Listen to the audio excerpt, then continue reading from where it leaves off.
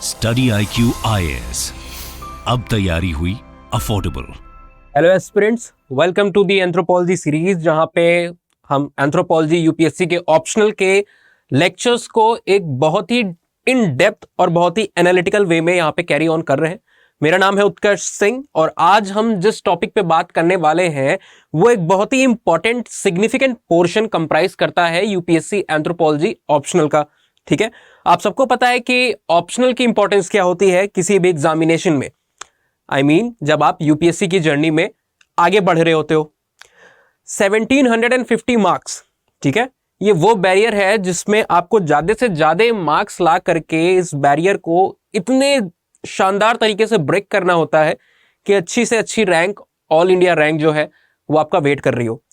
पर इस 1750 नंबर की जर्नी जो है, excluding the interview of course, जो मेंस की जर्नी है आपकी, उसमें एक सिग्निफिकेंट पोर्शन जो एक कंट्रीब्यूटर है वो आपका ऑप्शनल होता है।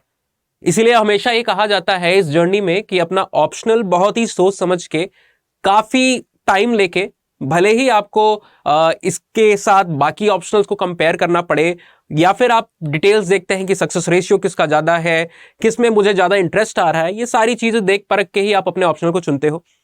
क्योंकि अगर आप बात करो तो इस 1750 मार्क्स में से जो 500 मार्क्स का ऑप्शनल पेपर होता है, that is comprising of about 30% of the entire score, और 30% नंबर बहुत बड़ा रोल प्ले कर सकते हैं आपको सिलेक्शन की लाइन के उस तरफ भेजने में या फिर सिलेक्शन की जर्नी से बाहर निकालने में।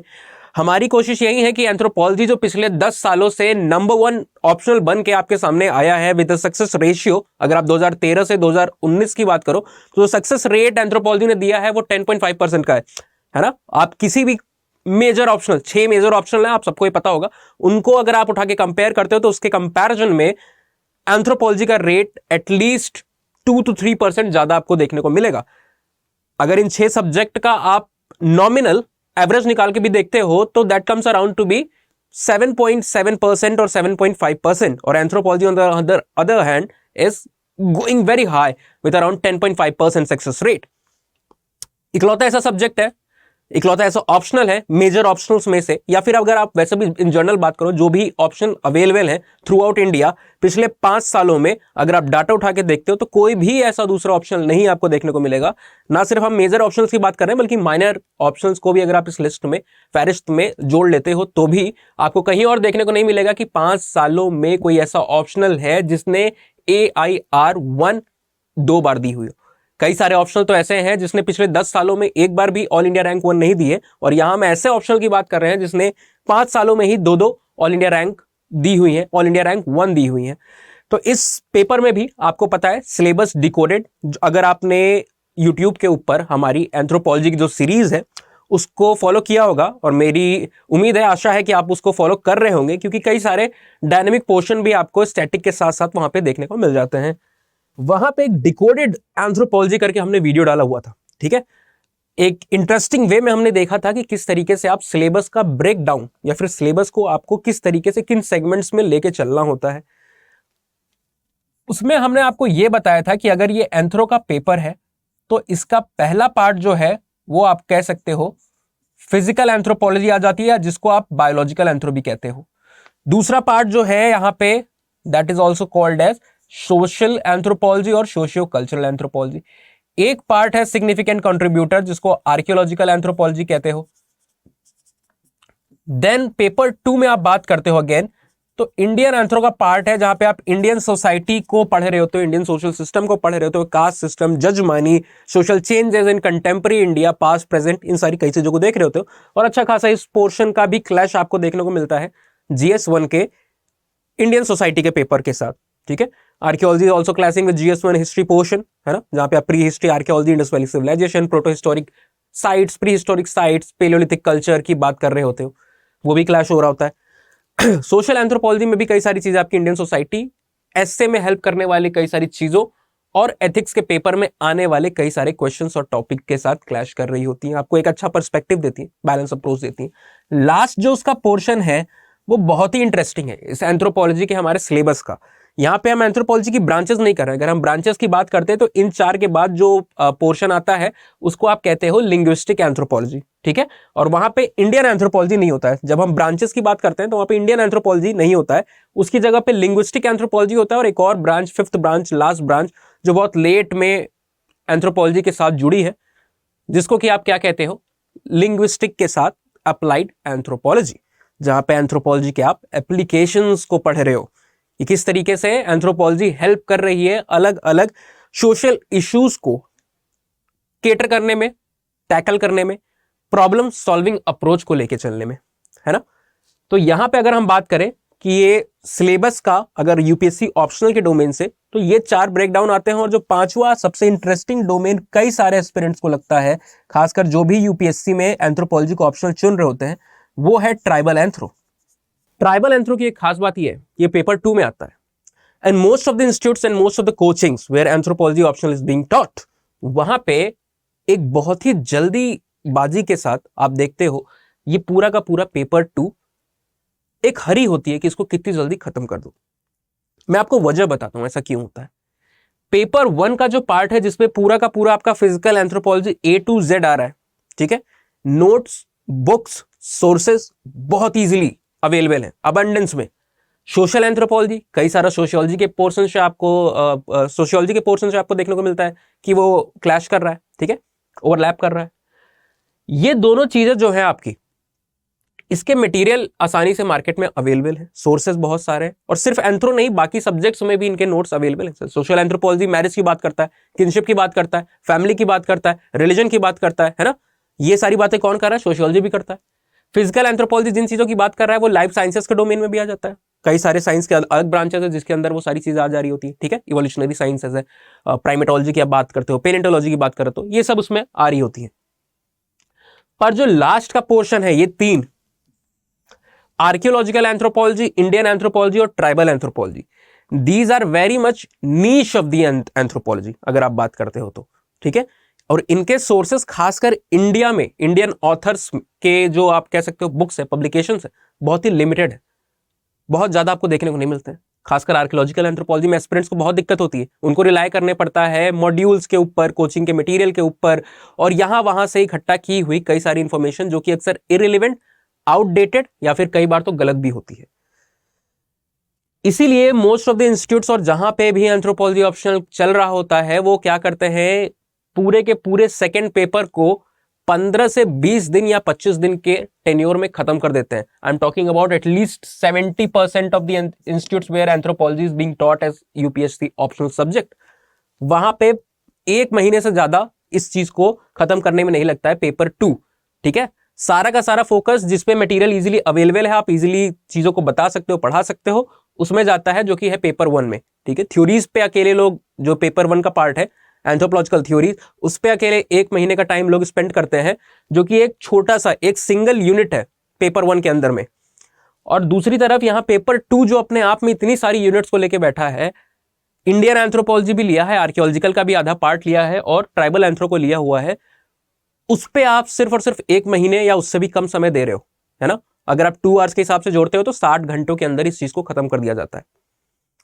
पर हम यहां पे, जब आप स्टडी आईक्यू में, स्पेशली जब आप मेरे साथ इस जर्नी पे निकलते हो, एंथ्रोपोलॉजी की जर्नी पे, तो हम ये जल्दीबाजी नहीं करते। आप ट्राइबल एंथ्रो को उसी ड्यू रिस्पेक्ट के साथ देखो, उसी ड्यू रिस्पेक्ट के साथ पढ़ो जैसे आप बाकी पार्ट्स को पढ़ रहे हो। इसमें कोई जल्दीबाजी नहीं करनी है। कई बार क्वेश्चंस बहुत ज्यादा डायनेमिक आते हैं। ये इकलौता ऐसा पोर्शन है, पेपर 2 वाला जो पोर्शन पार्ट आपको देखने को मिल रहा है, जिससे डायनेमिक क्वेश्चंस बनते हैं। अब आप पूछोगे ट्राइब्स पे कैसे डायनेमिक क्वेश्चंस बनते हैं। एक कॉन्सेप्ट जो हम आज ही देखने वाले हैं उसका नाम है पीटीजीज या पीवीटीजीज, प्रिमिटिव ट्राइबल ग्रुप या particularly vulnerable tribal groups. Just कुछ दिनों पहले या कुछ 1 महीना या 1.5 महीने पहले का टेन्योर उठा के देखते हो, न्यूज आर्टिकल्स उठाते हो आप, तो एक स्कीम आई है, प्रधानमंत्री पीवीटीजी डेवलपमेंट स्कीम, जिसको आप कह रहे हो, ठीक है। वहां पे पीवीटीजीज का डेवलपमेंट, उनको किस तरीके से नेशन के साथ इंटीग्रेट, नेशन की जो सक्सेस स्टोरी है, डेवलपमेंट स्टोरी है, उसके साथ कैसे इंटीग्रेट करते हो, ऐसे कई सारे आप कहते हो प्रोविजंस दिए गए। तो ये एक डायनेमिक क्वेश्चन बन सकता है। दूसरी तरफ अगर आप कास्ट सिस्टम की बात करते हो, एक बहुत ही पुरानी आर्काई, आप कह सकते हो कि मतलब सालों से, अभी कुछ ये नहीं कि कुछ सेंचुरी से, एटलीस्ट आप कह सकते हो 2000 to 2500 ईयर से प्रैक्टिस चलती आ रही है, ठीक है। वो किस तरीके से डायनेमिक हो सकती है, अब आप ये पूछोगे। हाल ही में 2 जगहों पे, उसमें से एक जगह जो है वो अमेरिका के अंदर में है, उसका नाम है सिएटल। वहां पे इंडियन ओरिजिन की एक आपको एडमिनिस्ट्रेटर देखने को मिलेंगे जिन्होंने सिटी लिमिट्स के अंदर अपने एडमिनिस्ट्रेटिव, जहां पे उनका जुरिस्डिक्शन है, उसके अंदर कास्ट सिस्टम को बैन कर दिया है। ठीक है, हमने इस पे एक वीडियो भी किया हुआ था, how America is trying to defame Indian culture, जहां पे हम ये रिमार्क नहीं दे रहे थे कि अमेरिका ऐसा चाह रहा है, बल्कि हम आपसे क्वेश्चन कर रहे थे कि क्या अमेरिका कास्ट सिस्टम को बैन करके इंडिया की छवि को धूमिल करना चाह रहा है, जो कई बार उसने किया भी है, या फिर ये जो अप्रोच है या फिर ये जो किवायत है ये एक राइट ट्रैक पे ले जा रही है बेटरमेंट ऑफ द सोसाइटी या betterment of human beings in general. तो ये इससे भी एक क्वेश्चन आपको देखने को मिलता है कि बन सकता है डायनेमिक पोर्शन में ये सारी चीजें आ सकती हैं। तो paper 2 is very dynamic in nature अगर आप एंथ्रोपोलॉजी की बात करते हो तो। और tribal anthro along with Indian anthropology, हमने कहा कि वो पोर्शन है जहां पे ज्यादा ध्यान नहीं दिया जा रहा है, इसीलिए हम जब यहाँ पे ट्राइबल एंथ्रोपोलॉजी का आज लेक्चर शुरू करने जा रहे हैं, आप देख रहे हो पूरी की पूरी हमने एक डेडिकेटेड सेगमेंट की तरह इसको ट्रीट किया हुआ है। जिस तरीके से हम फिजिकल को ट्रीट करते हैं, सोशल को ट्रीट करते हैं, आर्कियोलॉजिकल को करते हैं, उसी तरीके से हमारी पूरी कोशिश है कि हम इंडियन एंथ्रोपोलॉजी और ट्राइबल एंथ्रोपोलॉजी को भी ट्रीट करें। फिलहाल हम इंडियन की नहीं, यहाँ पे आज जो शुरू करने जा रहे हैं वो है पोर्शन ट्राइबल एंथ्रोपोलॉजी का। ट्राइबल एंथ्रोपोलॉजी की अगर आप बात करते हो तो यहाँ पे आप क्या चीज देख रहे हो या समझ रहे हो या पढ़ रहे हो, यहाँ पे आप ट्राइब्स के बारे में जान रहे हो, ट्राइब्स को पढ़ रहे हो। अब ट्राइब्स क्या है, अलग अलग नोशंस इसके बारे में। ठीक है, वैसे तो एक लैटिन वर्ड है जिससे ये आता है, जिसको आप क्या कहते हो, ट्राइबस, TRIBUS, है ना। एक लैटिन वर्ड है जिससे इसका ओरिजिन माना जाता है। इसके कई सारे मायने हैं। ठीक है, एक मायने इसका है ग्रुप विद इन, ये भी उसका एक शाब्दिक अर्थ है लिटरल मीनिंग में अगर आप देखते हो तो।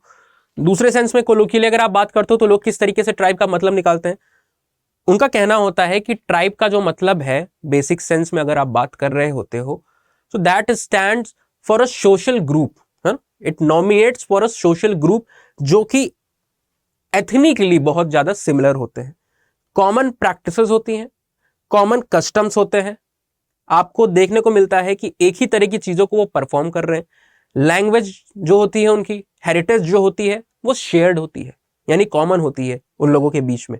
ठीक है, और एक बहुत ही सिग्निफिकेंट चीज है जो उनके बीच आपको देखने को मिलती है, हमारी मॉडर्न मटेरियलिस्टिक सोसाइटीज में वो नहीं देखने को मिल रही है, वो है वी फीलिंग।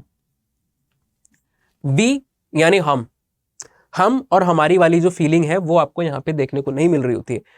ये चीज जो है आज के समाज में रिप्लेस किस चीज से हो गई है, आई, मी एंड माई सेल्फ से।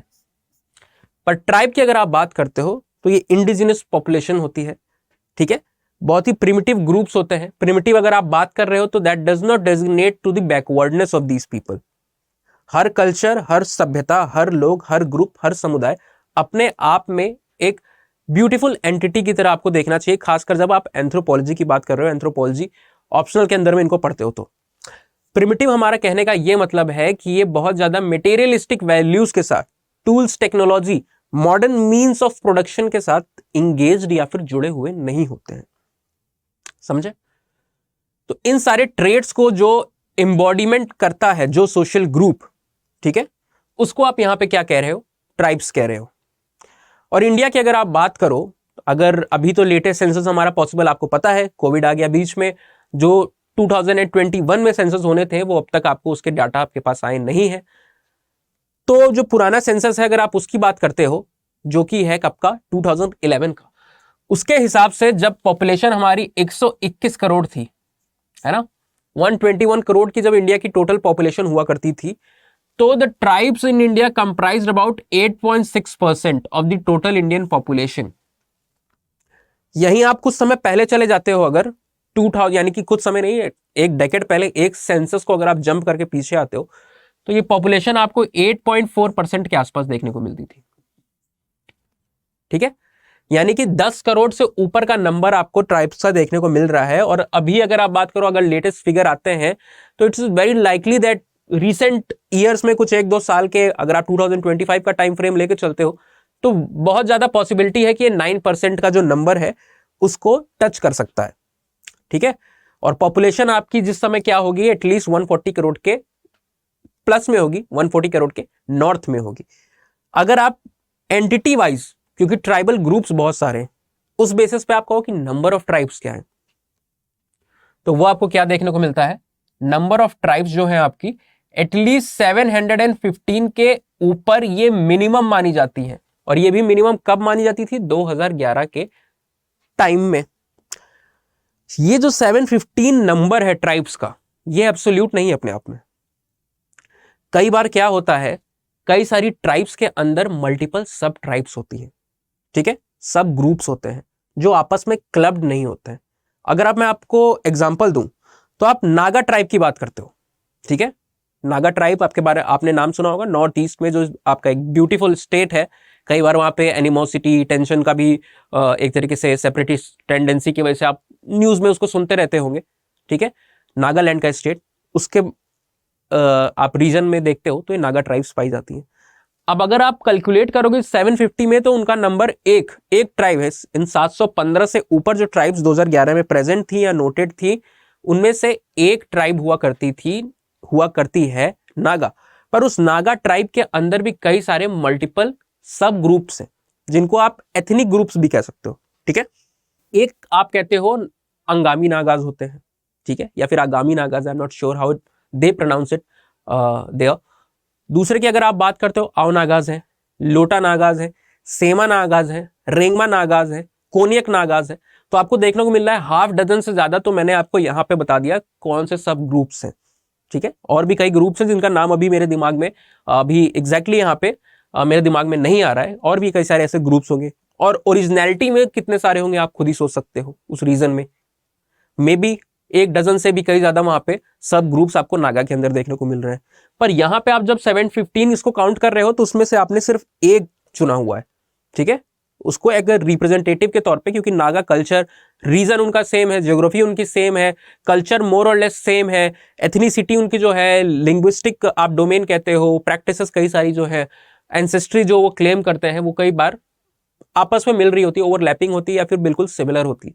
इसलिए आपने उसको एक नागा ग्रुप को, एक नागा ट्राइब को यहाँ पे रिप्रेजेंटेटिव रख लिया 715 में। तो अगर आप सब ग्रुप्स को यहाँ पे अगर जोड़ने लगो, तो एटलीस्ट आप इस चीज को 5 to 6 से मल्टीप्लाई कर सकते हो। जो ओरिजिनल ट्राइब्स होंगी along with the sub tribes, यानी सब ग्रुप्स के साथ, तो वो आपकी कहां पे आपको जाके देखने को मिलेगी, 6 से मल्टीप्लाई करते हो तो आपको वो नंबर आके देखने को मिलेगा। कई लोग ये क्लेम करते हैं कि 5000 से ज्यादा डाइवर्सिफाइड सब ग्रुप्स या सब ट्राइब्स आपको इंडिया में देखने को मिल रही हैं। और ट्राइब्स की खूबसूरती बहुत होती है, उनके कल्चर को आप देखते हो, कई बार ब्रिटिशर्स, यूरोपियंस, अमेरिकन, कई सारे लोग आते हैं डॉक्यूमेंट करने के लिए, क्योंकि उनकी कला, ठीक है, आप देखते हो, अगर आप जीएस के पोर्शन से भी देखो तो कई सारे ट्राइब्स के जो लोकल हैंडीक्राफ्ट्स हैं, ठीक है, उनके बनाए हुए चीजें हैं, वो एक तरीके से बहुत ज्यादा पॉपुलर है अक्रॉस द ग्लोब। और उसको गवर्नमेंट एक तरीके से प्रमोट और सेफगार्ड एक साथ करने की कोशिश कर रही है, कि एक तरफ तो उसको प्रिजर्व करो कि वो डाई या डिकेइंग ना हो जाए, ठीक है, और उसके लिए आपको क्या करना होगा, उन्हें प्रोत्साहित करना होगा कि आप ये सारी चीजें करते रहो। वो करने के लिए गवर्नमेंट क्या करती है, एक नई आप कह सकते हो लिस्ट निकालती है, जिसमें अलग अलग चीजों को, अलग अलग हैंडीक्राफ्ट्स को, अलग अलग कल्चरल एलिमेंट्स, एंटिटी को ऐड करती रहती है, और उनको जोड़ देती है किसके साथ। आपने जीएस में, आर्ट एंड कल्चर में जरूर पढ़ा होगा, ये टर्म सुना होगा, जीआई टैग, ठीक है। जीआई टैग्स के साथ कई सारी मैंगो की स्पीशीज होती है, कई मैंगो की स्पीशीज को ऐड किया जाता है, अलग अलग जगह की जो स्पेशलिटी होती है। काशिदा को आप देखते हो, ठीक है, आसाम की अगर बात करते हो तो गामूशा उनका एक आप बात करते हो, जैसे फैब्रिक होता है, शॉल टाइप का आप कह सकते हो, एक फैब्रिक है जिसको रिसेंटली कुछ सालों पहले, अभी हाल फिलहाल में, आसाम का जो ये एक तरीके से हेरिटेज पार्ट है, उनकी कल्चरल एंटिटी, उनकी सभ्यता का एक धरोहर की तरह आप देखते हो, उसको जीआई टैग प्रोवाइड किया। तो इस तरीके से कई सारे ट्राइब्स का या फिर लोकल जो ग्रुप्स हैं, उनका ये स्पेशलिटी होती है। तो ट्राइब्स का जो अपने आप में कॉन्सेप्ट है, वो बहुत ज्यादा एनरिच्ड है with on the front of heritage, है ना। इसीलिए ये जरूरी हो जाता है कि हम ट्राइब को एक होलिस्टिक फ्रंट में पढ़े, खासकर जब आप एंथ्रोपोलॉजी के अंदर में पढ़ रहे होते हो। होलिस्टिक फ्रंट में पढ़ने से हमारा क्या मतलब है, हमने ये पूरा का पूरा लेक्चर जो आज का है, पूरा ये हमारा जो सेशन है यहाँ पे, वो हमने एक ट्राइबल एंथ्रोपोलॉजी के इंट्रोडक्शन के लिए रखा हुआ है।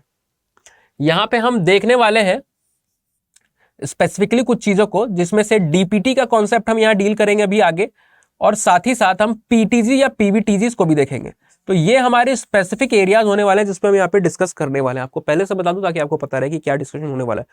पर उससे पहले, क्योंकि ये ट्राइबल एंथ्रो का हमारा पहला लेक्चर है, तो ट्राइबल एंथ्रो है क्या, क्या उसका डोमेन है, क्या क्या चीज हमें पढ़ने वाले हैं, एक इंडेक्स के फॉर्म में। आप किसी के यहाँ जा रहे होते हो, आप या किसी नई चीज से इंट्रोड्यूस हो रहे होते हो, तो आपका राइट है कि आपको ये चीज पता हो कि आप वहां पे क्या क्या चीजें देखने या सुनने, क्या समझने और पढ़ने वाले हो। तो यहाँ पे इंट्रोडक्शन में हम सारी वही बातें करने वाले हैं कि क्या क्या चीजें आपको देखने को मिलेंगी, क्या क्या चीजें सीखनी है, किस पे से किस तरीके के क्वेश्चंस आते हैं, कौन से एरिया पे आपको मेजर फोकस करना है। ठीक है, तो कमिंग टू द लेक्चर, जो ट्राइबल एंथ्रो का पार्ट है जिसको हम यहाँ पे टीए कहते हैं, टीए कह के आप यहाँ पे इसको डेजिग्नेट करो। इसके अंदर में सबसे पहले तो आप पढ़ोगे ट्राइब को as a socio cultural entity.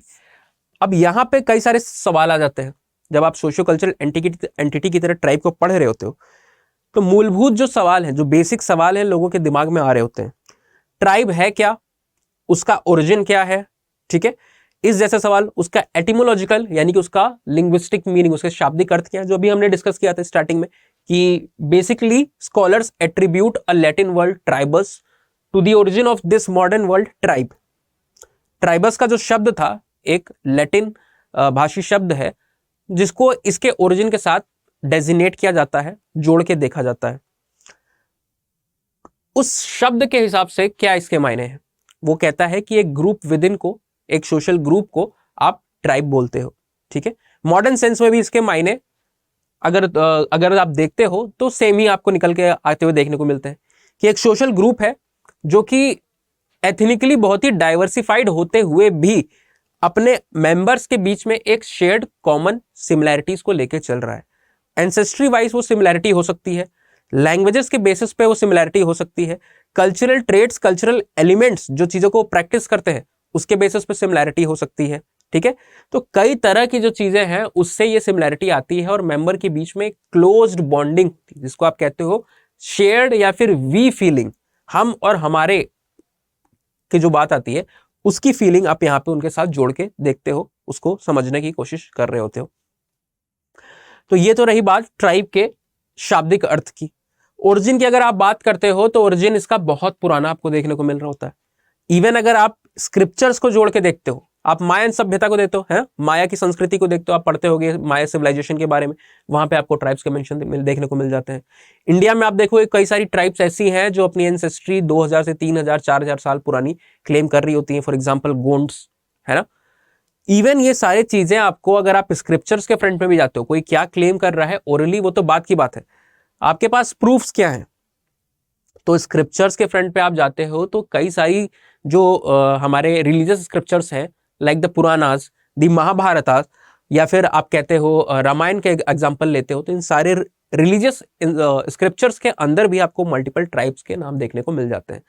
Nagas का जिक्र आपको देखने को मिलता है, भील्स का जिक्र आपको देखने को मिलता है ना, गोंड्स की पॉपुलेशन का आपको देखने को जिक्र मिल जाता है। तो ये सब वहां पे मेंशन्ड है। तो यानी इनकी एंटिक्विटी जो है वो बहुत पुरानी है।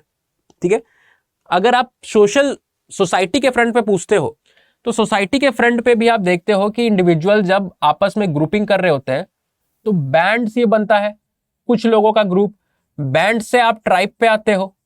ठीक है, और सबसे मॉडर्न जो आपको देखने को मिलता है, यहां पे आपको चीफटेन भी आपको देखने को मिलेगा।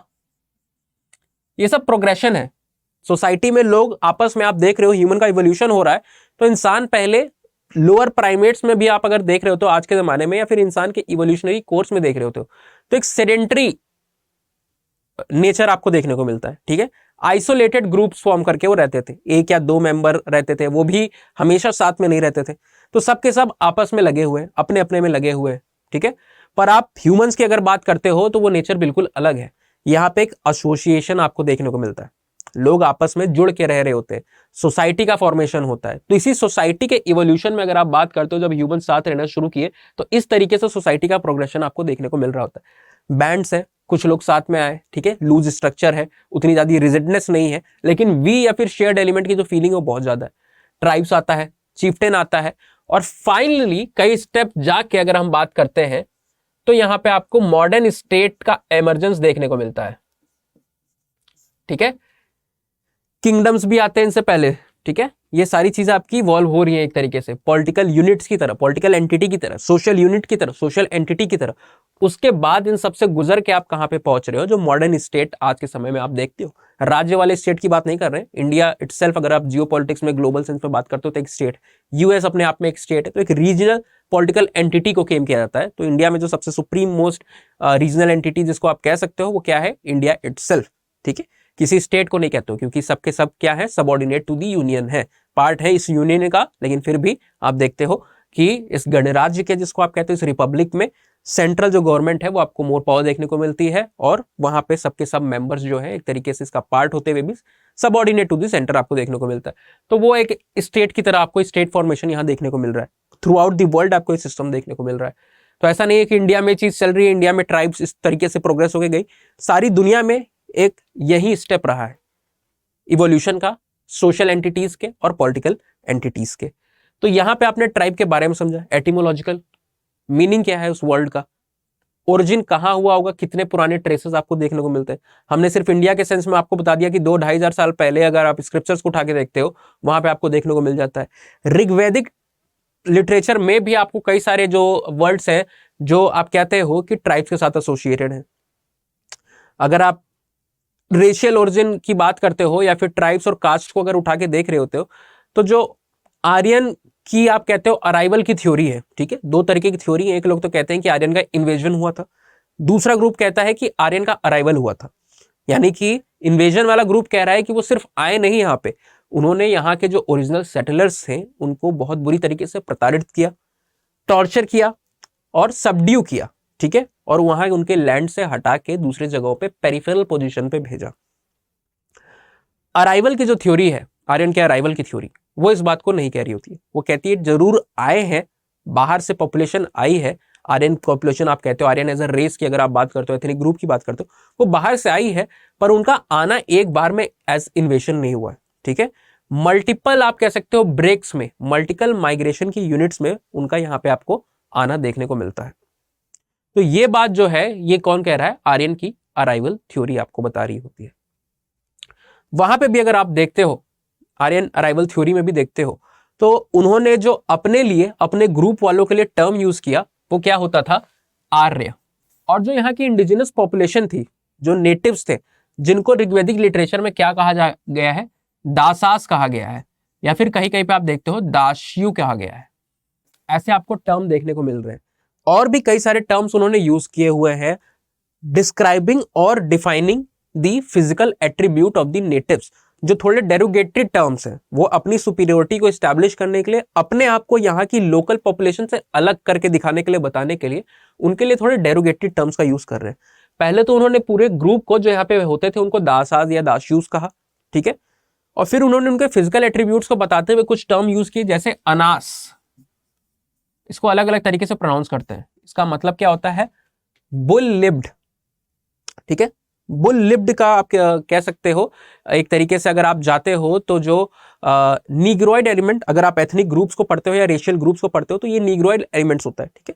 बहुत ही प्रोमिनेंट, बहुत ही थिक लिप्स आपको देखने को मिलते हैं। तो उन्होंने इस तरीके की कैरेक्टरिस्टिक क्लेम किया यहाँ के नेटिव्स के बारे में। एक और टर्म आपको देखने को मिल जाता है वृषिप्र। इसका क्या मतलब होता है, ब्रॉड नोज।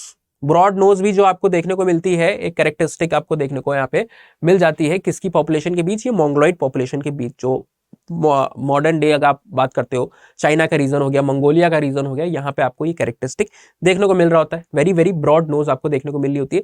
इसको हम क्या कहते हैं, प्लेटीराइने। अगर आप टेक्निकल टर्म्स में कहोगे तो आपको प्लेटीराइने कंडीशन इसको बोला जाता है, ठीक है। नोज के स्ट्रक्चर के बेसिस पे अलग अलग उस टर्मिनोलॉजी यूज की जाती है। अगर नैरो लॉन्ग नोज है आपकी तो आप उसको लेप्टोराइने बोलते हो, ब्रॉड के लिए आप ये टर्म यूज कर रहे हो प्लेटीराइने का, ठीक है।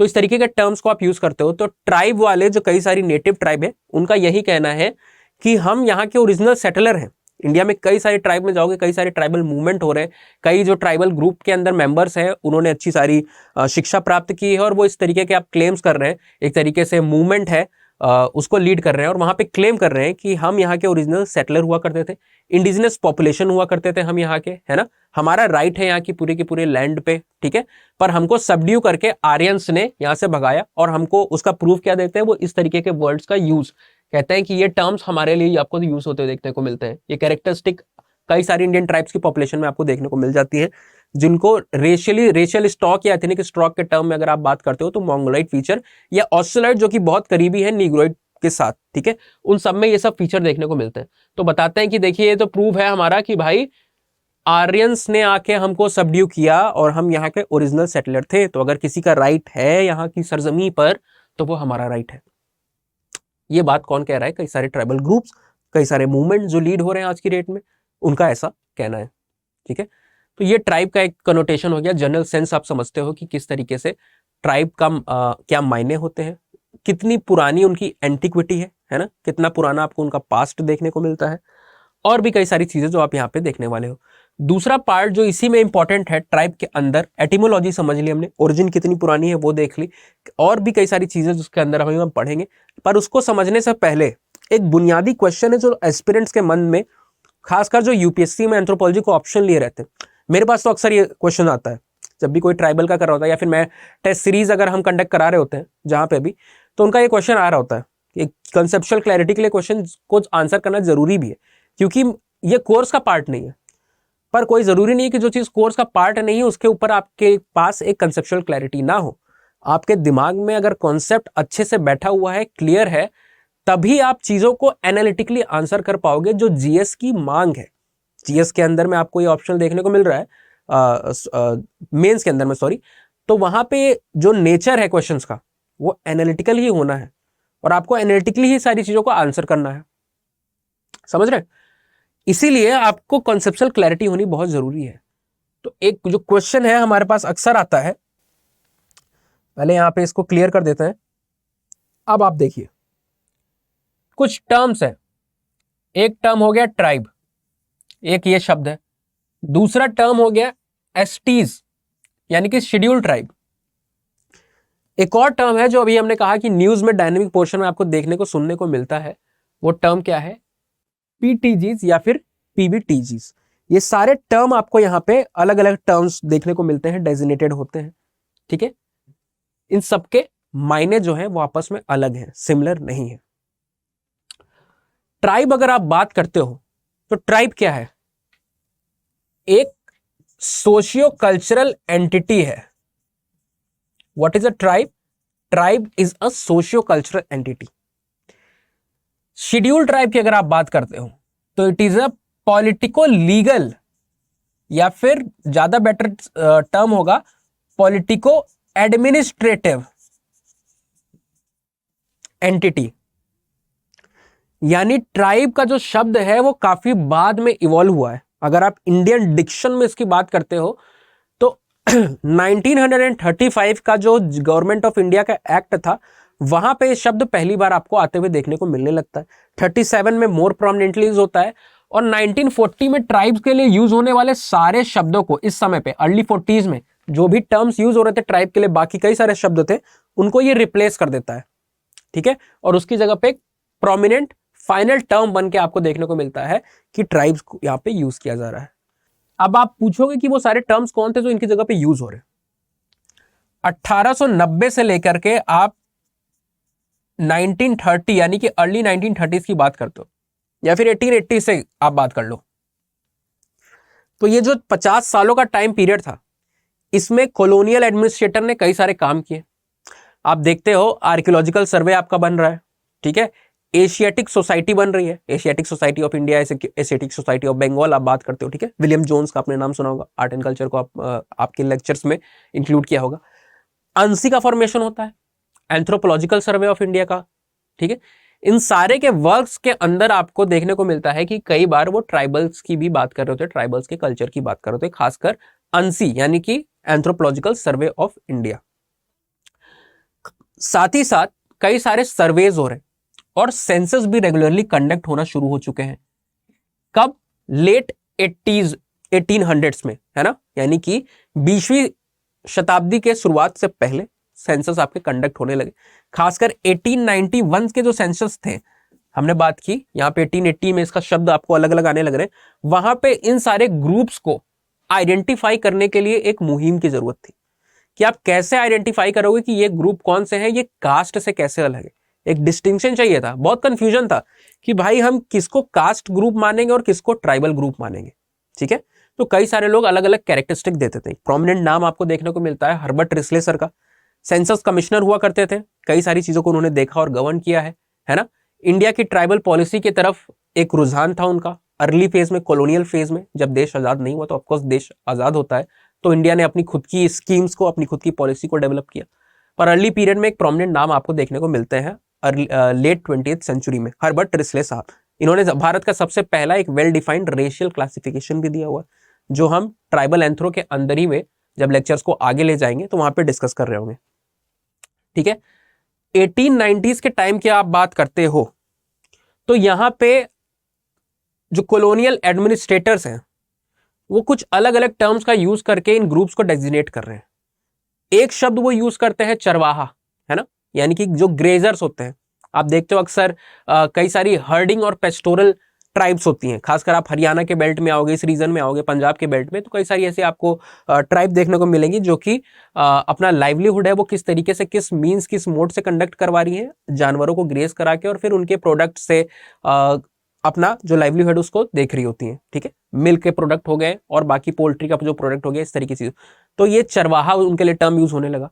एक और टर्म बाद में आता है जिसको आप कहते हो वनवासी, है ना, या वन्यवासी। ठीक है, क्यों? क्योंकि मोस्ट ऑफ द ट्राइबल उस समय में आपको देखने को मिलता है, आज के टाइम में भी आप देखते हो, फॉरेस्ट के साथ इनकी बहुत ज्यादा एफिनिटी होती है, लगाव होता है फॉरेस्ट को और फॉरेस्ट के एलिमेंट्स को, फॉरेस्ट के रिसोर्सेज को, ये एक अपना एक्सटेंडेड फैमिली का हिस्सा मान के देखते हैं।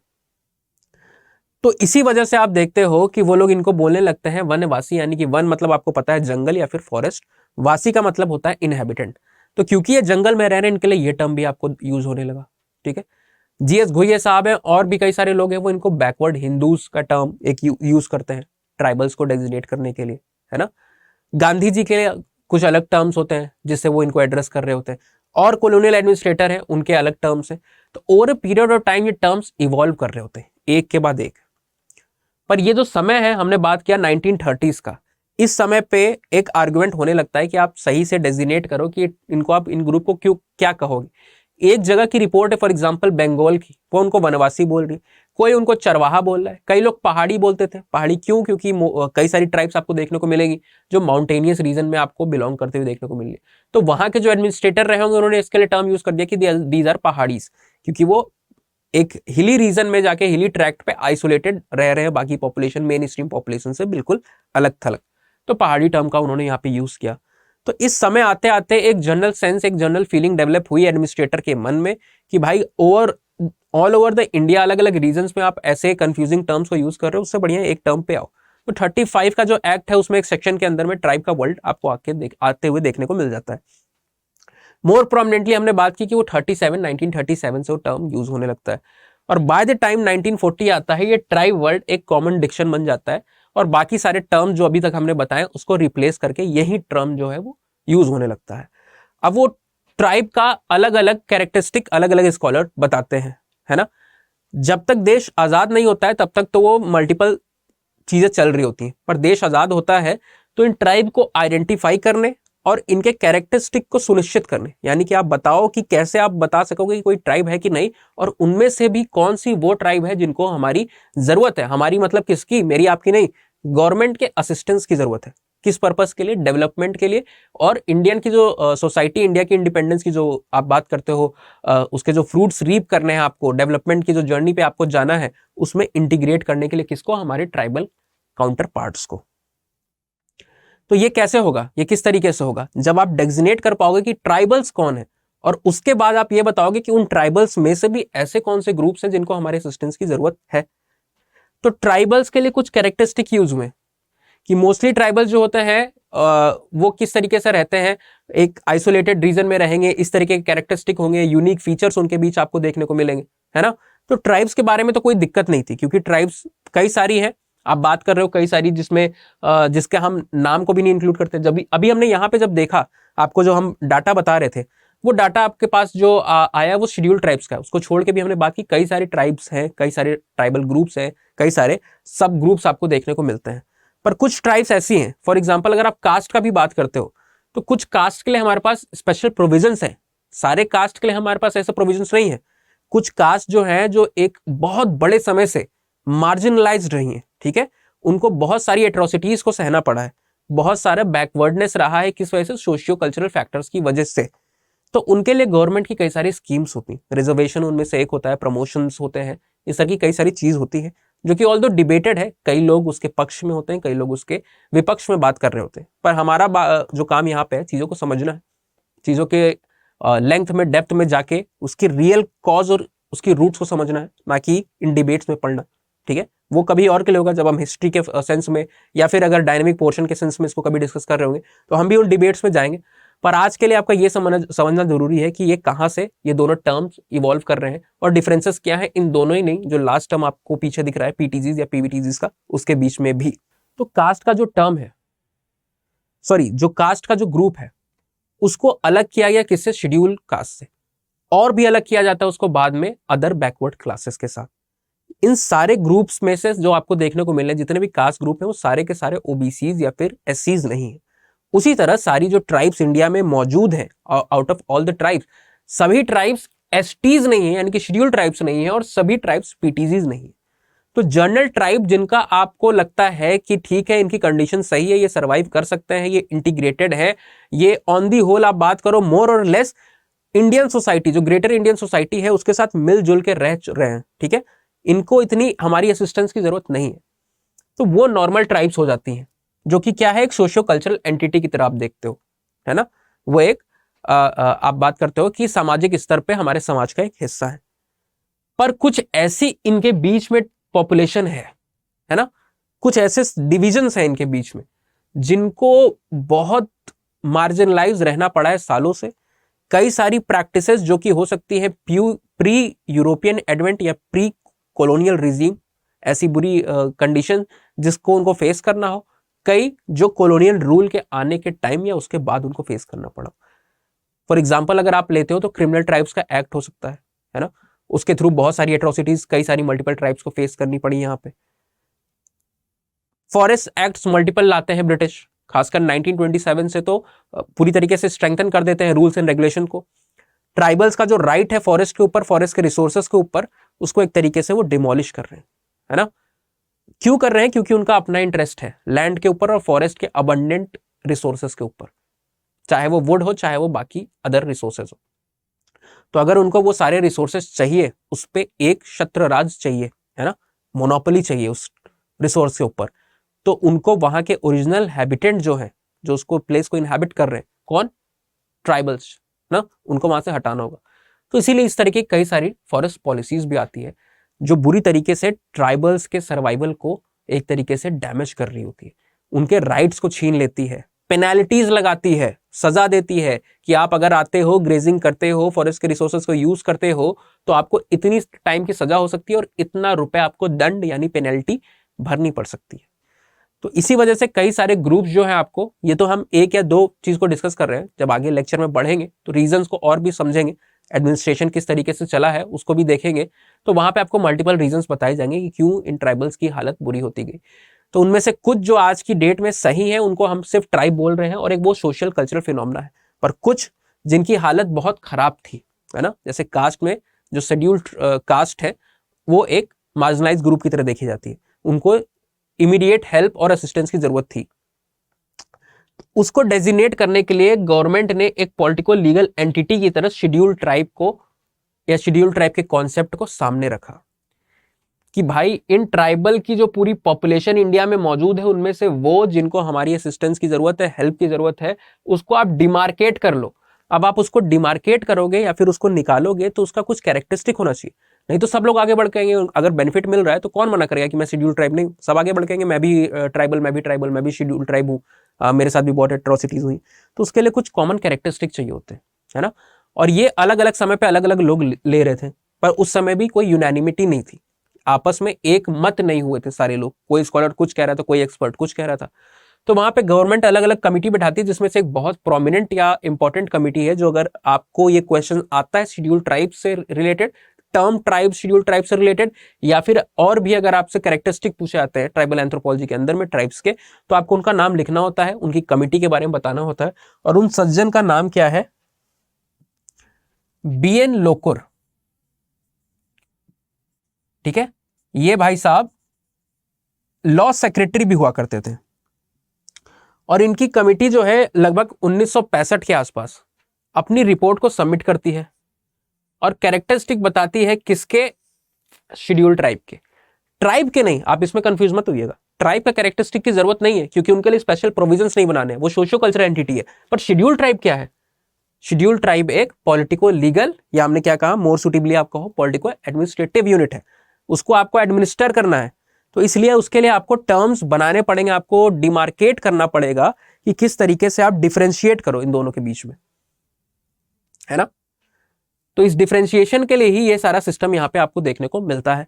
और ये जो क्राइटेरिया देते हैं या कैरेक्टरिस्टिक देते हैं कि किस तरीके से आप डिमार्केट करोगे या डेजिग्नेट करोगे शेड्यूल ट्राइब्स को, उनमें से कुछ प्रोमिनेंट जो है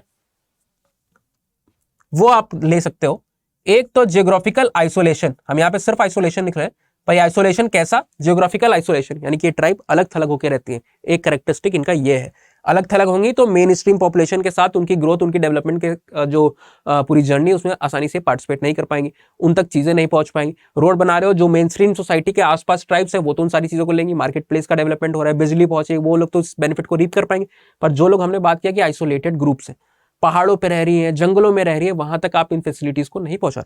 तो मेन एक क्राइटेरिया जो सबसे पहला निकलता है वो है कि इनका जियोग्राफिकल आइसोलेशन होगा। हम यहाँ पे जी लगा देते, आप समझ जाओगे। ये एक चीज होती है, इनके बीच में ट्रेंड होता है, इनका नेचर, सबका अपना स्वभाव होता है। तो यूजुअली एक जनरल स्वभाव जो होता है सबके बीच एप्लीकेबल नहीं हो सकता है। आप किसी शेड्यूल ट्राइब के पास जाओ और वो आपसे भी ज्यादा एक्सट्रोवर्ट हो, आपसे भी ज्यादा आपसे बात करने लगे, पर एक जनरल सेंस जो इन्होंने देखा ट्राइबल्स के बीच में, खासकर मेन स्ट्रीम सोसाइटी के इंटरेक्शन के फ्रंट पे, कि कोई मेन स्ट्रीम सोसाइटी, यानी कि आप हमारी सोसाइटी की बात करते हो, नॉर्मल सोसाइटी जो बात करते हो, नॉन ट्राइबल सोसाइटी की बात करते हो, वो अगर उनके पास कोई मेंबर जाता है तो वो एक हिचक होती है ना, जिसको इन्होंने क्राइटेरिया के तौर पे क्या कहा? Shyness of contact. शाय है ये, आप कहते हो शर्मीले स्वभाव के हैं, ठीक है। तो उतनी तरीके से आप जाओगे तो वो आपसे सहज नहीं हो पाएंगे, उतनी जल्दी आपसे ओपन नहीं होंगे। ऑफ कोर्स आप थोड़े समय उनके पास रहोगे, अगर वो समझेंगे कि हाँ ठीक इंसान है, कोई इसमें दिक्कत नहीं है, तो आपके साथ वो मिलजुल के रह सकते हैं। पर पहले शाइनेस ऑफ कॉन्टेक्ट आपको देखने को मिलेगा उनके बीच में। नेक्स्ट चीज जो है वो प्रिमिटिव ट्रेड्स इनके बीच में देखने को मिलेंगे, है ना। प्रिमिटिव ट्रेड्स बहुत आपको सारे इनके बीच में देखने को मिलेंगे। एक और चीज आपको देखने को मिलती है, लिटरेसी का जो लेवल होगा, यहाँ पे आप लिख सकते हो लिटरेसी का जो लेवल होगा वो बहुत कम होगा, है ना। कल्चरल यूनिकनेस होगी इनके में, कुछ कल्चरल ट्रेड्स होंगे जो बाकी सोसाइटी से अलग होंगे। जैसे हर सोसाइटी, हर एक ग्रुप में अलग ट्रेड होता है, लेकिन हिंदू सोसाइटी को अगर आप एक साथ देखते हो या फिर इस्लामिक सोसाइटी को पूरे एक साथ देखते हो तो कुछ जनरल एलिमेंट्स होते हैं जो आपस में शेयर कर रहे होते हैं। पर इनका कल्चर जो है इतना डाइवर्सिफाइड है कि वो हिंदू कल्चर का, कई लोग तो उसको ट्राइबल सोसाइटीज को ऑल्दो हिंदू सोसाइटी का ही पार्ट मान के बताते हैं, खासकर जीएस घुरिया जैसे जो प्रोमिनेंट स्कॉलर्स है, पर बाकी लोग इसको उससे अलग डिफाइन करते हैं या डिस्क्राइब कर रहे होते हैं, क्योंकि इनके पास एक कल्चरल यूनिकनेस है, ठीक है। तो वो भी एक क्राइटेरिया यहाँ पे मेंशन हुआ था। और भी कई सारे लोग ने क्राइटेरिया दिए बीएन लोकुर कमेटी के सिवा भी, पर ये सबसे मोस्ट एक्सेप्टेड क्राइटेरिया के तौर पे देखा जाता है। तो आप डिफरेंस समझ होंगे ट्राइब और शेड्यूल ट्राइब में क्या है। एक सोशियो कल्चरल यूनिट है और दूसरी हमारी क्या है, यहाँ पे आप बात करते हो तो पॉलिटिको लीगल या पॉलिटिको एडमिनिस्ट्रेटिव यूनिट है। नेक्स्ट आप आ जाते हो पीटीजीज पे। ट्राइबल्स के बीच में प्रॉब्लम थी तो आपने डेजिग्नेट करके एक टर्म बना दिया या फिर एक ग्रुपिंग बना दी, एक एडमिनिस्ट्रेटिव यूनिट बना दी जिसको आपने शेड्यूल ट्राइब कहा। पर इन शेड्यूल ट्राइब में से भी कुछ लोग ऐसे हैं या उस समय भी देखे गए ऐसे थे जिनको एक बहुत ही ज्यादा अर्जेंसी के साथ हेल्प की जरूरत थी। इनको तो जरूरत थी शेड्यूल ट्राइब को, पर इनका काम फिर भी थोड़े समय तक चल सकता था। पर इनसे भी बुरी हालत जिनकी थी, वहां पे आप देख रहे हो वो कौन से लोग हैं, पीटीजीज है।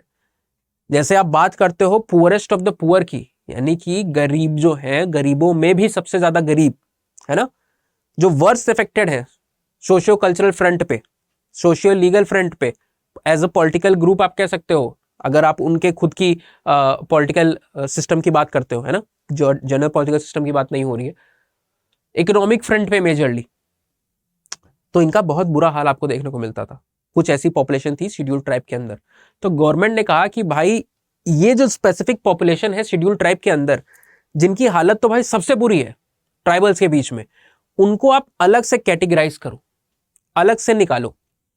और ये जो चीज हो रही थी, ये एक कमिटी की रिपोर्ट थी, उसके बेसिस पे हो रहा था, और एक कॉन्सेप्ट के बेसिस पे हो रहा था। ठीक है, उसको आप क्या कहते हो, अभी नेक्स्ट स्लाइड में हम वही बात करने वाले हैं। डीपॉपुलेशन या डीपॉपुलेटिंग ट्राइब्स का कॉन्सेप्ट। ठीक है, कैसे पता चला कि ये ट्राइबल जो पॉपुलेशन है विद इन शेड्यूल ट्राइब, ये बहुत बुरी हालत में है। क्या ऐसे साइंस थे या क्या कैरेक्टरिस्टिक थे जिसके बेसिस पे ऐसा कहा जा रहा है, तो वो आपको अब अगली स्लाइड में हम यहां पे समझाते हैं।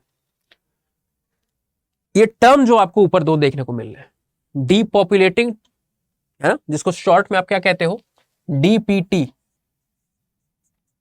और दूसरा क्या है, प्रोलिफरेटिंग ट्राइब।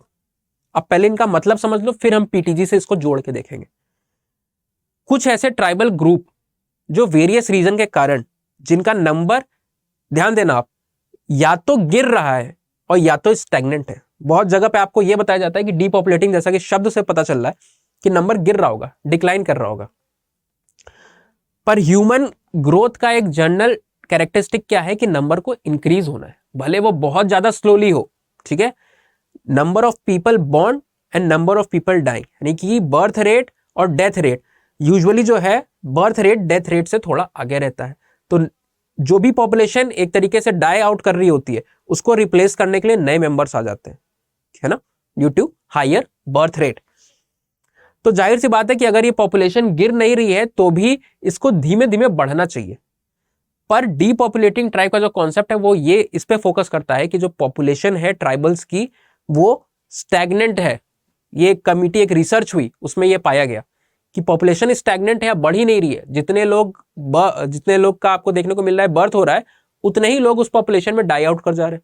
तो रिप्लेसमेंट ही नहीं हो रहा है ना, जो आ रहा है वो जा रहा है, जो एक तरफ कोई आ रहा है दूसरी तरफ कोई जा रहा है। तो इस तरीके से आपको +1 का सिनेरियो देखने को नहीं मिल रहा है।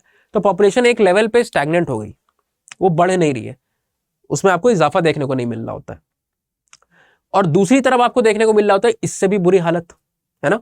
वहां पे क्या हो रहा होता है, वहां पे पॉपुलेशन रैपिडली डिक्लाइन कर रही होती है, नंबर जो है वो गिर रहा होता है। यानी बर्थ हुआ 2 लोगों का तो डाई हो गए, कितने लोगों की मौत हुई, 4 लोगों की मौत हो गई, यानी -2 के लेवल पे आप पहुंच रहे हो। तो ये रिसर्च जब सामने आई तो इसके लोगों ने कारण जोड़े। इस पहले तो फिनोमेना को क्या कहा गया कि ऐसी फिनोमेना जहां पे पॉपुलेशन स्टैग्नेंट है या फिर डिक्लाइनिंग है, किसकी, ट्राइबल्स की। तो इसको कॉन्सेप्ट को कहा गया कि ये डीपीटी यानी कि डीपॉपुलेटिंग ट्राइब का फिनोमेना है। ये ट्राइब जो है बहुत तेजी से इनके नंबर जो आपको है वो गिरते हुए देखने को मिल रहे हैं।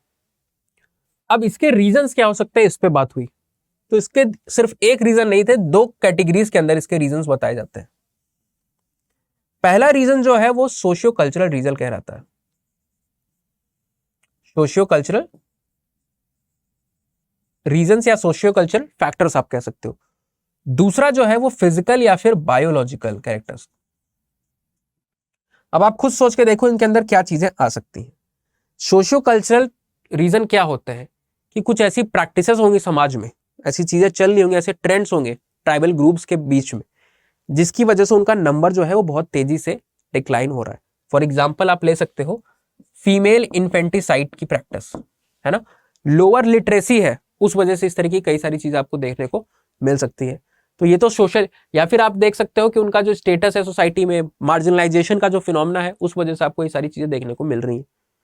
दूसरा आपको फिजिकल और बायोलॉजिकल फैक्टर देखने को मिलते हैं, जिसमें कोई सामाजिक कारण नहीं है। उनकी एजुकेशन, उनके पास टूल्स टेक्नोलॉजी का ना होना, ये सारे फैक्टर्स नहीं वहां पे रहते हैं। उनकी इकोनॉमी का बहुत अंडर डेवलप्ड होना, अनसाउंड होना, इस सब रीजन के सिवा वहां पे बाकी फैक्टर्स काम कर रहे होते हैं।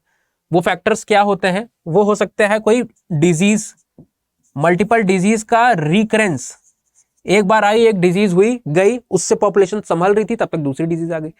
एपिडेमिक्स, पेंडेमिक लाइक कंडीशंस, है ना, इन सब के आने की वजह से। और एक और रीजन आप कह सकते हो, अगर डिजीज नहीं भी है तो भी माल न्यूट्रिशन, मैल न्यूट्रिशन हो सकता है, मैल न्यूट्रिशन की वजह से पॉपुलेशन में इमेंस डिक्लाइन या स्टैग्नेंसी की आपको कंडीशन दिखना, ये सारे फैक्टर जो है पॉपुलेशन के अगेंस्ट, पॉपुलेशन ग्रोथ के अगेंस्ट काम कर रहे होते हैं। तो जब इस पे गवर्नमेंट की नजर जाती है, ये चीज जो है ये किसने देखी होती है, किसने ऑब्जर्व की होती है, कमिटी होती है, वो इस कॉन्सेप्ट को इंट्रोड्यूस कर रही होती है, इस कॉन्सेप्ट के ऊपर काम करने के लिए कई सारे फीचर्स को यहाँ पे सामने लाती है और एक तरीके से एड पहुंचाने की बात जो है वो गवर्नमेंट तक पहुंचाती है। वो कमिटी या फिर कमीशन का नाम इंपॉर्टेंट है, आप नोट कर सकते हो, धेबर कमीशन। ठीक है, अलग अलग लोग इसको अलग तरीके से प्रोनाउंस करते हैं। कुछ लोग इसको देभर कमीशन बोलते हैं, कुछ लोग इसको धेबर कमीशन बोलते हैं, कुछ लोग इसको ढेबर कमीशन बोलते हैं। तो वो आपके ऊपर है, प्रोनाउंसिएशन कोई नहीं वहां पे आपसे, उसके लिए आपको मार्क्स नहीं मिलने वाले हैं, आपको अल्टीमेटली लिखना है। तो इट इज मोर और लेस अंडरस्टूड कि आप जिस तरीके से भी उसको देखते हो। ठीक है, ये कमिटी भी आपकी 1960-61 के आसपास अपनी रिपोर्ट को सामने देती है और इसकी रिपोर्ट जो होती है वो बेस्ड होती है डीपॉपुलेशन के फिनोमिना या फिर कॉन्सेप्ट के ऊपर, बात कर रही होती है डीपीटीज की और हाईलाइट कर रही होती है इन सारे कैरेक्टरिस्टिक को। 1960 से 61 के बीच में ये ढेबर कमीशन की रिपोर्ट आपकी आ रही है। आपको पता है इंडिया में हर चीज बहुत धीमे से चल रही होती है, खासकर अगर ग्रोथ, डेवलपमेंट, इन्वेस्टमेंट या इन सारी चीजों के ऊपर होता है कि फंड्स रिलीज करने हैं, कोई नई चीज आपको एक तरीके से हेल्प करना है, तो उस पर बहुत स्लोली काम चलता है। और आज से 50 साल पहले की, इनफैक्ट अगर आप बात करो तो 60 साल पहले की अगर आप बात करते हो तो उस समय ये चीजें और स्लो तरीके से चल रही होती है। ठीक है, 6 डेकेड्स पहले की यहाँ पे बात हो रही है। गवर्नमेंट के पास रिसोर्सेज भी लिमिटेड थे उस समय, किस चीज पे स्पेंड करे किस चीज पे ना करे, बहुत देखने वाली समझने वाली बात थी। खासकर ये जो समय था, अगर आपके ध्यान में हो, हमारा काम है कि हम सिर्फ यहाँ पे एंथ्रो के रिलेशन आपको ना पढ़ाएं, एंथ्रो यहाँ समझा रहे हैं तो उसको जीएस के पोर्शन के साथ भी आपको रिलेट कराएं, वो बताएं कि ये जर्नी सिर्फ एंथ्रोपोलॉजिकल लेंस से मत देखो, इंडिया में बाकी चीजें भी उस समय पे हो रही है, उस पर भी आपका ध्यान जाना चाहिए। 60-61 की आप बात करते हो, ये रिपोर्ट आई, अब गवर्नमेंट इस पे डिसीजन कब लेगी? 61-62 में लेना चाहिए था, पर 61-62 में गवर्नमेंट का ध्यान इस पे पड़ ही नहीं सकता था। क्यों? क्योंकि 1962 की इंडो चाइना यहां पे वॉर हो रही है। पूरा देश जो है, खासकर Nehru ji as a prime minister, shock है चाइना के इस बिहेवियर से। अचानक से बात कुछ कर रहा है और एक्ट आउट कुछ कर रहा होता है। पंचशील पे हमने साइन कर रहे हैं और वो पूरा का पूरा पंचशील का इन्फिल्ट्रेशन आपको देखने को मिल रहा होता है। ठीक है, तो ये चीजें आपकी हो रही होती है। जब वॉर खत्म होती है, हमको बॉर्डर की जो सिक्योरिटी है, बॉर्डर रोड ऑर्गेनाइजेशन बीआरओ का काम स्ट्रेंथन करना होता है, बॉर्डर पे इंफ्रास्ट्रक्चर की नीड हमको समझ में आती है, वहां पे हम लग जाता है 1-2 साल। इनफैक्ट वो काम चलता रहता है, पर अगले 62 के थोड़े समय बाद वो काफी इंटेंस फॉर्म में उसको आपको देखना होता है, एड्रेस करना होता है, उन इश्यूज को देखना होता है। ठीक है, जो नुकसान हुआ है, जो आपको ट्रेजेडी फेस करनी पड़ी उस वॉर की वजह से, उसकी भी आपको भरपाई करनी है। तो इन सब चीज से 1-2 साल में जब तक इंसान निकले और वापस इस कमिटी की रिपोर्ट पे लोगों की नजर पड़े, तब तक तो भारत के पहले प्राइम मिनिस्टर और गांधी जी के बाद सबसे प्रोमिनेंट नाम, लोगों के दिल के जो बहुत चहीते थे, जो सबसे लॉन्गेस्ट टेन्योर तक आपको देखने को मिल रहा है कि 17 साल तक एज अ प्राइम मिनिस्टर बने रहे, उनकी यहाँ पे 2 साल बाद डेथ हो जा रही है 1964 में। अब देश डबल शॉक में, 2-2 इवेंट 4 साल भी नहीं, अगर आप देखते हो तो ये 3 साल के टेन्योर में, 62, 63, 64, 3 साल के टेन्योर में 2 इतने बड़े इवेंट आपको हो जाते हैं। और बुरी बात होती है कि सक्सेशन का कोई प्लान नहीं है, आगे कौन संभालेगा? इतनी बड़ी सीट, जो इतना बड़ा पावर का जो सेंटर है जो खाली हुआ है ना, पावर गैप जो वहां पे हुआ है, उसको फुलफिल कौन करेगा? कई सारी चीजें होती हैं। आपने अगर आफ्टर इंडिपेंडेंस की सीरीज देख रहे होते हो, पोस्ट इंडिपेंडेंस के पीरियड में हिस्ट्री को एड्रेस कर रहे होते हो, तो आपने सिंडिकेट का नाम सुना होगा। सिंडिकेट किस तरीके से यहाँ पे आपको देखने को मिलता है कि लाल बहादुर शास्त्री जी को प्राइम मिनिस्टर की कुर्सी तक पहुंचाता है।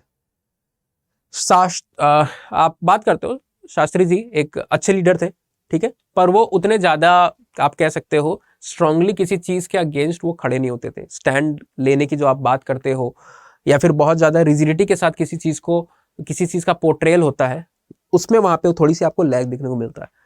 और एक ये बहुत अनलकी पीरियड हमारे चल रहा था, स्पेशली ये जो 5 साल का आप कहते हो 1960 से लेकर के 65 का जो पीरियड है, ये बहुत ही बुरा पीरियड हमारे लिए है।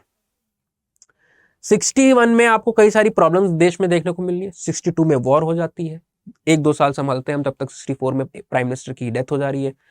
उसके बाद सक्सेसिव ड्रॉट्स आ रही है, 60s में, अर्ली 60s में, मिड 60s में कई सारी ड्रॉट्स आई, भयंकर सूखा पड़ रहा है।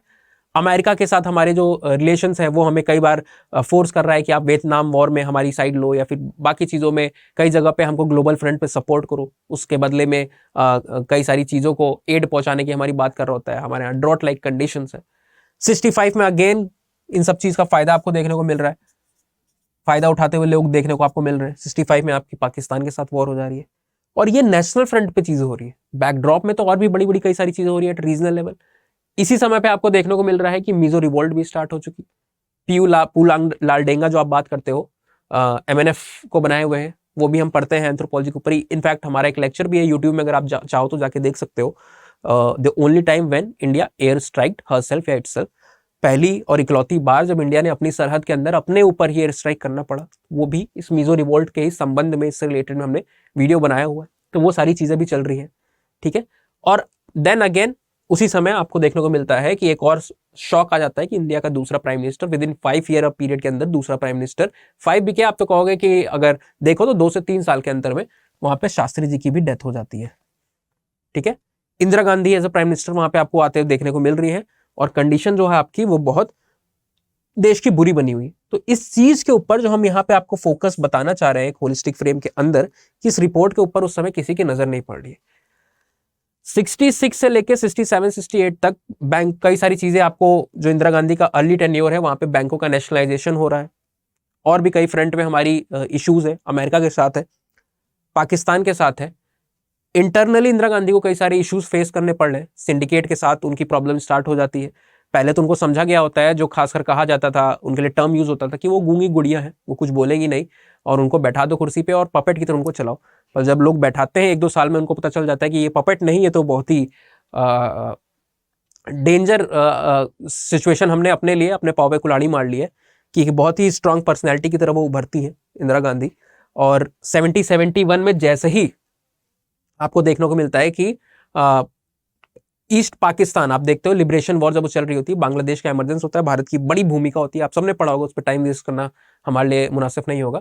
उसके बाद बहुत बड़े हीरो की तरह वो बन जाती है। इवन अटल बिहारी वाजपेयी ने उस समय उनको एड्रेस करते हुए दुर्गा की उपाधि भी दी होती है। वो दुर्गा, इंदिरा गांधी में मुझे दुर्गा माता की झलक आपको देखने को मिलती है, ऐसा अपोजिशन के लीडर अटल बिहारी वाजपेयी वहां पे कह रहे हैं। और तो बाद में वो इस क्लेम से पीछे भी हटते हैं due to political reasons and multiple other reasons.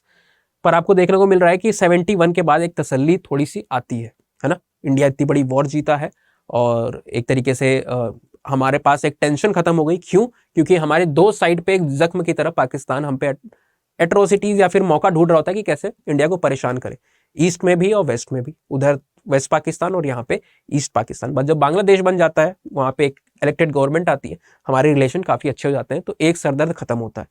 MNF की भी जो इसी कारण से आप देखते हो प्रॉब्लम है, नॉर्थ ईस्ट का जो इंसर्जेंसी है वो भी थोड़ा समय के लिए कूल डाउन होती है। क्यों? क्योंकि वहां से east Pakistan as a power, जो उनको बहुत सारी एड हेल्प पहुंचा रहा है, मोटिवेटिंग फैक्टर की तरह काम कर रहा था, वो हट गया है। तो इनकी एक्टिविटीज भी थोड़े समय के लिए अंडरग्राउंड चली जाती है ना।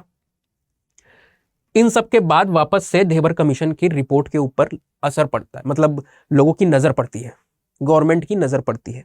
और फिर सबसे पहली बार यहां पे आपको देखने को मिल रहा है कि 1973 में, आप समझ रहे हो, लगभग 12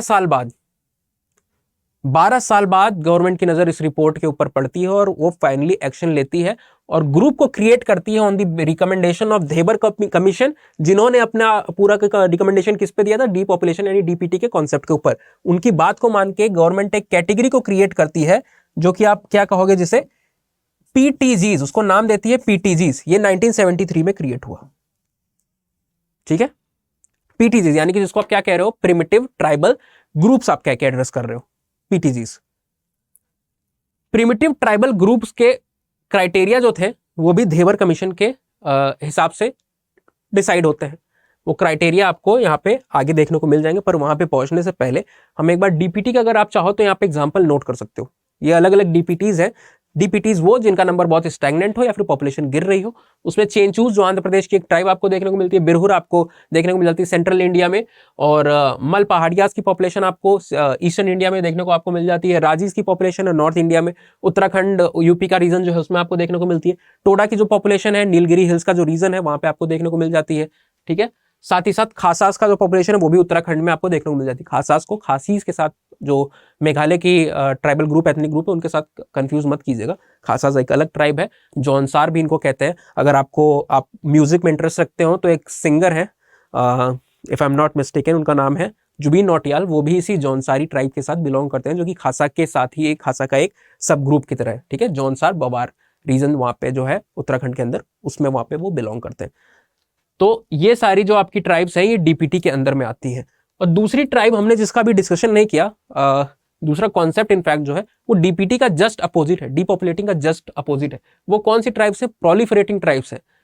वो ऐसी ट्राइब्स हैं जिनका नंबर बहुत तेजी से शूट अप हो रहा है, आगे बढ़ रहा है, ग्रोथ आपको देखने को मिल रही है। मल्टीपल फैक्टर्स हो सकते हैं यहाँ पे, डिक्लाइन के फैक्टर्स से तो वहां पे ग्रोथ के भी फैक्टर्स हो सकते हैं। ये हो सकता है वो गवर्नमेंट द्वारा मुहैया कराई गई जो एड है, जो स्कीम्स, उसका फायदा अच्छे से उठा पा रहे हो।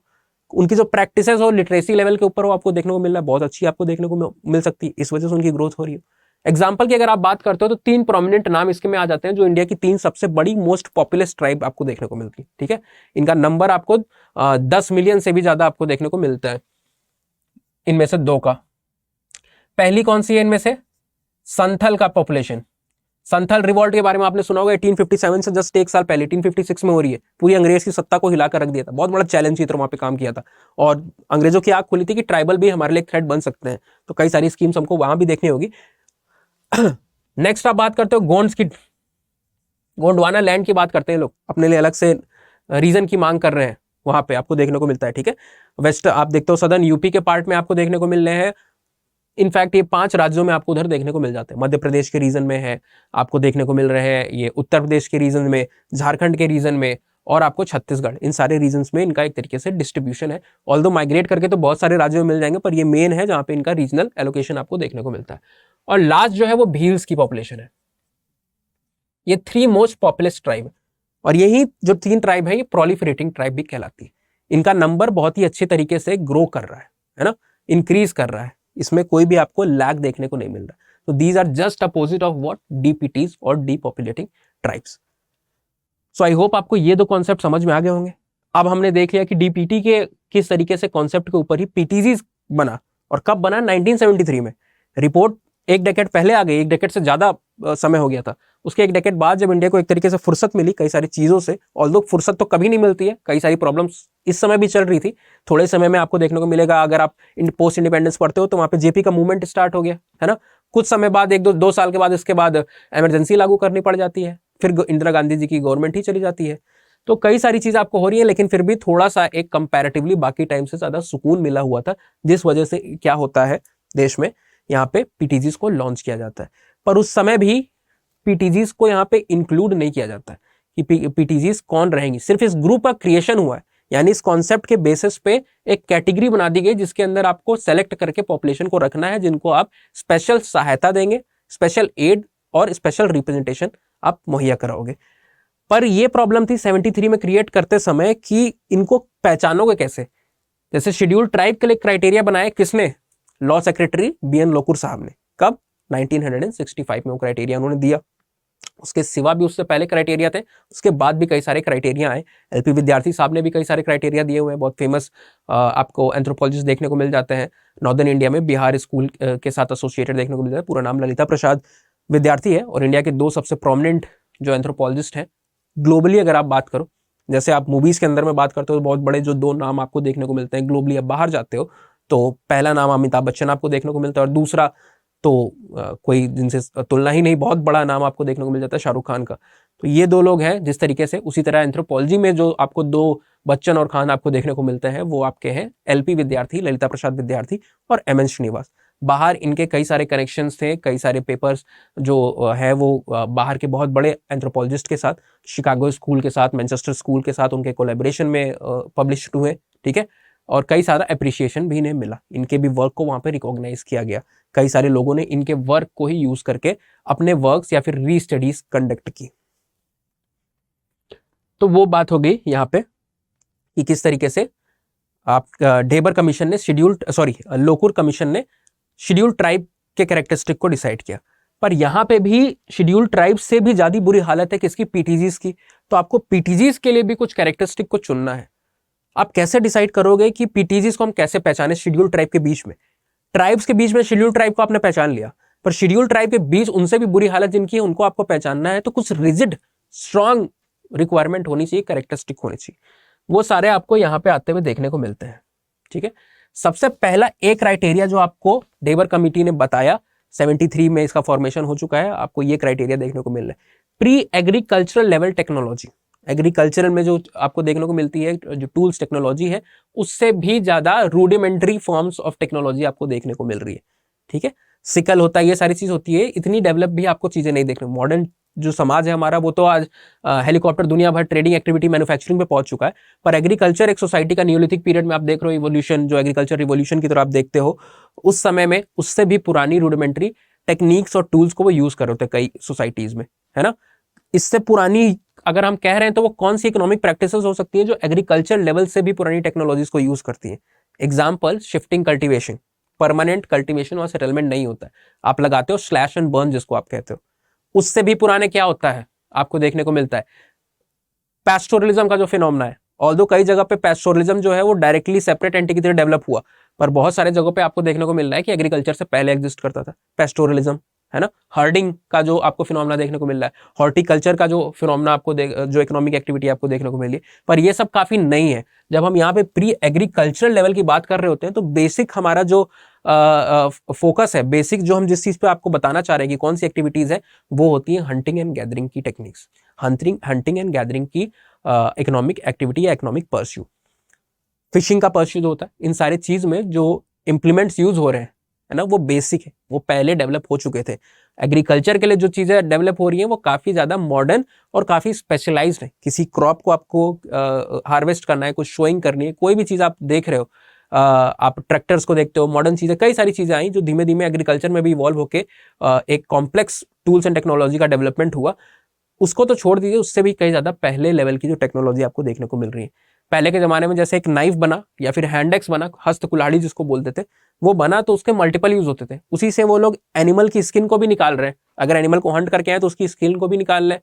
ट्रीज है उसका बार्क उन्हें चाहिए, वो भी उसी से कर रहे हैं। किसी चीज को उनको हैमर करना है, किसी चीज को मारना है, बीट करना है, क्रश करना है, उससे भी वही कर रहे हैं। तो मल्टीपर्पज टूल्स होते थे, एमपीटी मल्टीपर्पज टूल्स होते थे, स्पेशलाइजेशन नहीं होता था।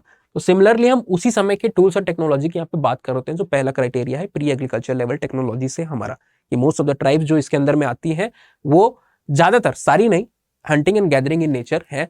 उस समय तो छोड़िए, आज भी कई सारी आपको ट्राइब्स ऐसी देखने को मिल जाती है जो एग्रीकल्चर जैसी टेक्नोलॉजी को नहीं अडॉप्ट की थी जब ये क्राइटेरिया जब सिलेक्शन हो रहा था, जब पीटीजीज को क्रिएट किया गया।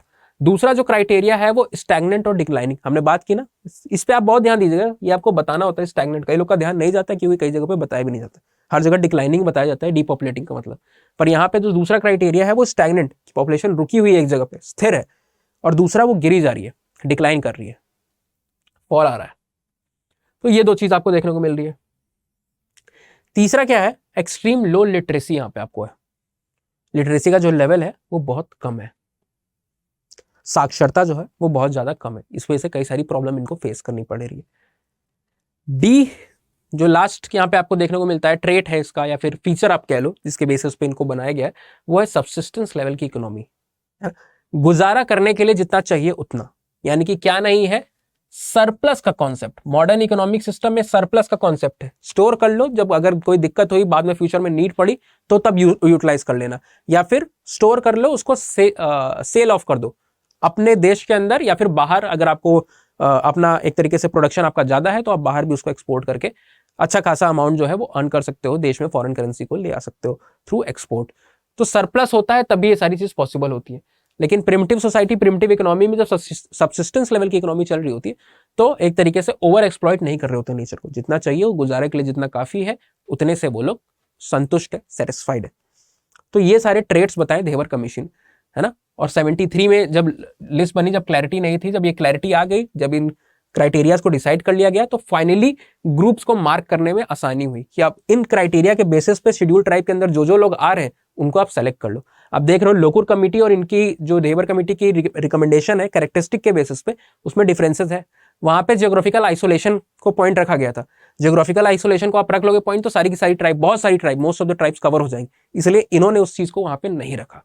कल्चरल यूनिकनेस को इन्होंने नहीं रखा, ठीक है, प्रिमिटिव ट्रेड्स नहीं रखा, वो बहुत सारी ट्राइब्स का कॉमन फीचर है, पर वो सारी ट्राइब जो है वो डीपॉपुलेटिंग ट्राइब्स नहीं, इसलिए आपको दोनों के कैरेक्टरिस्टिक को कंपैरेटिव वे में भी आप चाहो तो देख सकते हो, डेबर कमीशन और लोकुर कमीशन को, दोनों 60s में आई, ये ध्यान रखने वाली बात है। लेकिन यहाँ पे लिस्टिंग जो है आप देख रहे हो 73 के बाद यहाँ पे बताई गई है। पहला जो एडिशन होता है ग्रुप्स का, इंक्लूजन जो होता है वो यहाँ पे 2 साल बाद होता है क्रिएशन का। पीटीजी का क्रिएशन हमने लास्ट स्लाइड में यहाँ पे देखा 1973 में हुआ है, और जो ग्रुप्स ऐड किए जा रहे हैं वो 1975 में। और कितने ग्रुप ऐड किए गए? 52 ग्रुप्स को पहली लिस्ट में इंक्लूड किया गया। अगेन इस लिस्ट को 10 साल बाद आप देखते हो, 10 क्या इनफैक्ट आप यहां से बात करते हो तो ऑलमोस्ट 2 डेकेड्स बाद फिर से अपडेट किया जाता है, और 1993 में यानी कि क्रिएशन के 2 डेकेड बाद, और वैसे अगर आप देखो ग्रुप के एडिशन के लगभग 18 साल बाद, तो वहां पे आपको सेकंड लिस्ट आते हुए देखने को मिलती है जिसमें 23 ग्रुप्स को और ऐड कर दिया जाता है। टोटल इसका होता है 75, और आज की डेट में इंडिया में इतनी ही पीटीजीज या पीवीटीजीज है।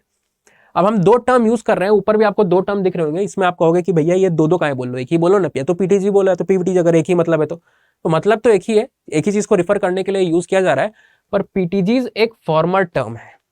पहले जब इसका फॉर्मेशन हुआ तब इसको पीटीजी कहा जाता, प्रिमिटिव ट्राइबल ग्रुप्स।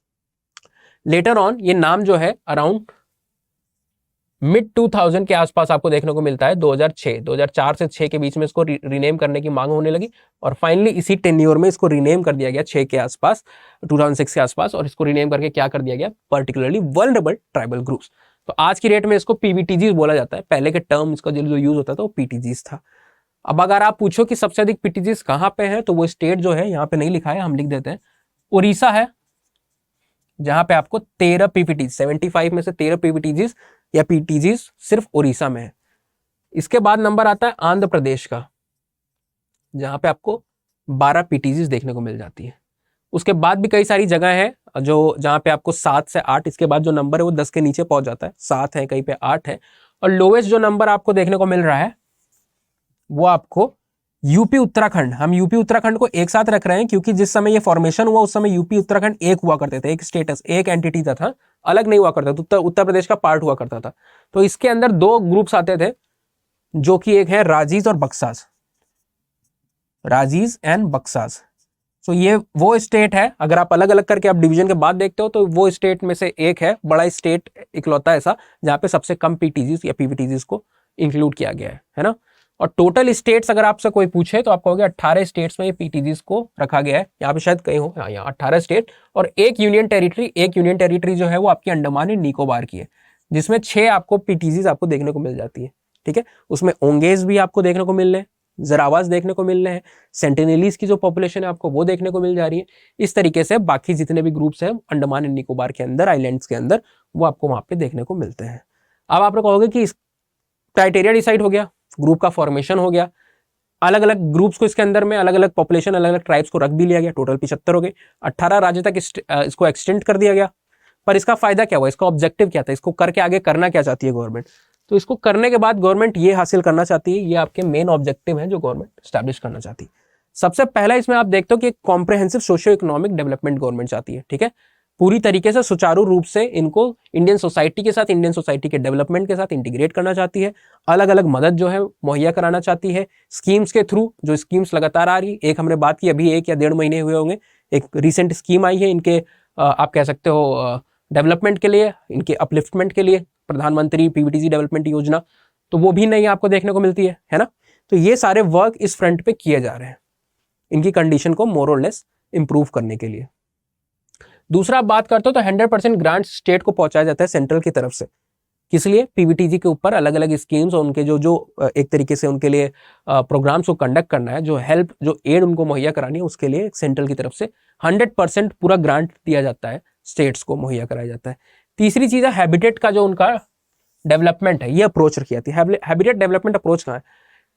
इंसान की इकोलॉजी, इन्वायरमेंट या जियोग्राफी जो है वो एक बहुत इंपॉर्टेंट फैक्टर प्ले करती है, ठीक है, उसके सर्वाइवल में, उसके गुजारे में, वो क्या चीजें करेगी, क्या चीजें नहीं करेगी उसमें। तो हैबिटेट का डेवलपमेंट अप्रोच जब आप रखते हो तो आप उस जगह को पूरी तरीके से इतना ज्यादा डेवलप करने की कोशिश करते हो कि वहां के लोगों का भी इंप्रूवमेंट हो सके, डेवलपमेंट हो सके।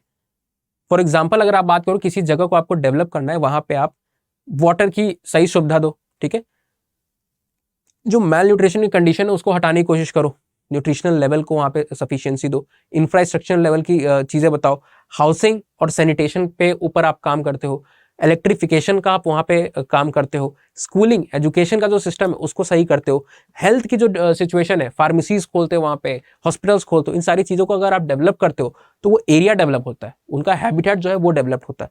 वो डेवलप्ड होगा तो जाहिर सी बात है उनको भी इस चीज़ का जो फल है वो मिलेगा, उसका जो बेटरमेंट है उनका वो आपको सामने देखने को मिलेगा।